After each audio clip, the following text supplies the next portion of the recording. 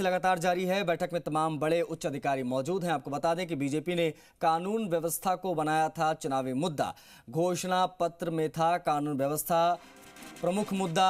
अब बैठक में सीएस उषा शर्मा, डीजीपी उमेश मिश्रा, गृह विभाग और पुलिस के अधिकारी भी मौजूद हैं। समीक्षा बैठक के बाद तबादला सूची भी जारी हो सकती है। आईपीएस अधिकारियों की बड़ी तबादला सूची सामने आ सकती है। वहीं बैठक में जनवरी में होने वाली डीजीआईजी कॉन्फ्रेंस की तैयारी को लेकर भी चर्चा हो सकती है। जयपुर में 5 से 7 जनवरी तक देश भर के डीजी और आईजी की होने वाली कॉन्फ्रेंस की तैयारी को लेकर यह बैठक अहम मानी जा रही है। कॉन्फ्रेंस में सभी राज्यों के पुलिस के मुखिया, डीजी और केंद्रीय सुरक्षा एजेंसियों के प्रमुखों की एक साझा डीजीआईजी कॉन्फ्रेंस होने जा रही है। 5 से 7 जनवरी यानी 3 दिनों तक होने वाले इस कॉन्फ्रेंस में प्रधानमंत्री नरेंद्र मोदी, केंद्रीय गृह मंत्री अमित शाह भी जाएंगे।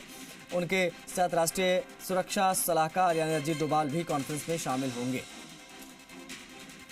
तो 2 घंटे से ये बैठक जारी है।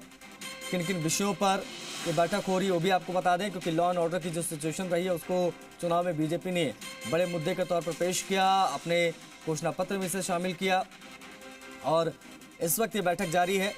अब खबरें ये भी आ रही हैं कि तबादला सूची भी सामने आ सकती है। विष्णु हमारे सहयोगी फोन लाइन पर कनेक्ट होकर उनसे बातचीत करेंगे। विष्णु, बैठक में करीब 2 घंटे से चर्चा हो रही है। किन बातों पर चर्चा हो रही है, किस प्रकार के क्या बदलाव आने वाले समय में हम लॉ एंड ऑर्डर की सिचुएशन को लेते हुए देख सकते हैं? बिल्कुल आशीष, 2 घंटे से ज्यादा समय हो गया जब बैठक चल रही है और बदलाव कानून व्यवस्था को लेकर, जैसा मैंने पहले बताया कि कानून व्यवस्था और अपराध, तो बढ़ते अपराध को लेकर बीजेपी चुनाव लड़ी और उसके बाद सत्ता में आई। तो ऐसे में इसको लेकर किस तरह से जो पुलिस अधिकारियों का विजन है, क्या काम करने हैं, उसको लेकर चर्चा हो रही है। हालांकि जो एजेंडा था उसमें परिचयात्मक और क्योंकि मुख्यमंत्री बनने के बाद पहली बार आईपीएस अधिकारियों से रूबरू हो रहे हैं भजनलाल शर्मा, तो ऐसे में उनसे परिचय हुआ और उसके बाद जो अफसर है वो प्रेजेंटेशन रख रहे हैं कि किस तरह से अपराध में कंट्रोल किया जा सकता है और किस तरह से आगामी लगाम लगाई जा सकती है अपराधों को लेकर। वहीं डीजीआईजी जो कॉन्फ्रेंस होने वाली है 5 से 7 जनवरी, उसको लेकर भी चर्चा, उसी तैयारियों को लेकर चर्चा की जा रही है, क्योंकि महत्वपूर्ण है।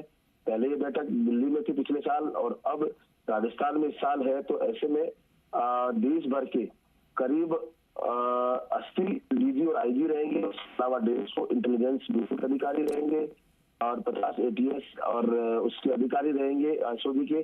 तो किस तरह से पूरा नेटवर्क, जो आपराधिक नेटवर्क है, उसको खत्म किया जा सकता है, अपराधियों के नेटवर्क को, उस पर चर्चा होगी। समन्वय किस प्रकार एक राज्य से दूसरे राज्य में समन्वय नहीं होता है, तो ऐसे में कई बार अपराध है वो खत्म नहीं हो पाता, क्योंकि अपराध जो सरगना है, छोटे अपराधी पकड़े जाते हैं लेकिन जो सरगना है वो पकड़ में नहीं आता। तो ऐसे में जो राज्यों की सीमाएं हैं उनके पार भी किस तरह से कार्रवाई हो सकती है, क्या समन्वय हो सकता है, इसको लेकर यहाँ पर चर्चा इस कॉन्फ्रेंस में होगी 5 से 7 जनवरी होने वाली को। और उस कॉन्फ्रेंस की जो तैयारियां, उससे पहले किस तरह की तैयारियां माकूल की जानी, उसको लेकर यहाँ भी बैठक है और उसको लेकर ही भजनलाल शर्मा, मुख्यमंत्री भजनलाल शर्मा अधिकारियों से चर्चा करेंगे कि जो अधिकारी आएंगे देश भर से, अलग अलग राज्यों से पुलिस अधिकारी, डीजी और आईजी और अन्य अधिकारी आएंगे, उनके रुकने की व्यवस्था क्या होगी, उनका क्या किस तरह से आगे कार्यक्रम होगा, क्योंकि एक बड़ी कॉन्फ्रेंस है।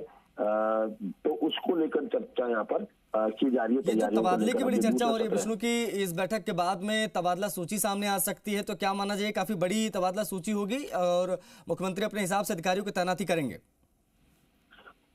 भजनलाल शर्मा अभी बैठक ले रहे हैं तबादले की। अगर रूमर, जब भी इस तरह की कोई बड़ी बैठक होती है तो रूमर होता है, क्योंकि अभी तबादला सूची तैयार होनी है, तैयार होने में समय लगता है, क्योंकि अब 31 दिसंबर को आईपीएस अधिकारियों की बड़ी संख्या में प्रमोशन होंगी। अगर अभी तबादला सूची जारी होती है तो फिर एक बार उनको एडजस्ट करना होता है। तो संभावना ये व्यक्त की जा सकती है कि जो तबादले हैं वो 31 दिसंबर के बाद ही होंगे, ये ज्यादा संभावनाएं लगती है।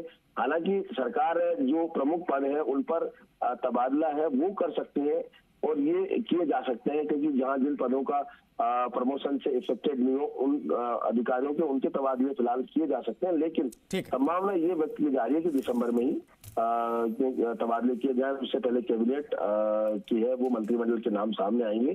तो ऐसे में तबादला सूची संभवतः उसके बाद आएगी। हालांकि कुछ प्रमुख जो पद है जिन पे चेंज किए जा सकते हैं वो किए जा सकते हैं। शुक्रिया आपका विष्णु, इन तमाम महत्वपूर्ण जानकारियों को साझा करने के लिए। तो विष्णु शर्मा हमारे सहयोगी कनेक्ट थे जिन्होंने बताया कि ये बैठक कितनी महत्वपूर्ण और किन मायनों में महत्वपूर्ण।